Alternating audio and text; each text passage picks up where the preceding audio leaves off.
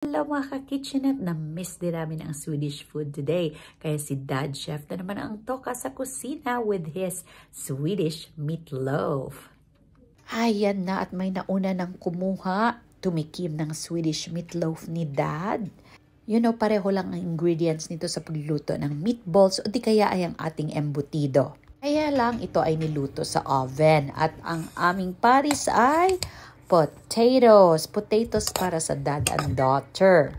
So ito ang usual portion ng mga Swedes. So meron silang meatloaf dyan, boiled potatoes, and boiled carrots. At on the side ay lingonberry jam. And ito naman aking portion, 70-30 meal plan. So 30% lang ang ating protein, 70% naman ang ating gulay. Since this past few weeks, carbohydrates overload tayo. Kaya balik-balik tayo uli sa gulay-gulay. Meron tayong mag-birding gulay, okra, cucumber, pizza salad, and boiled carrots on the side.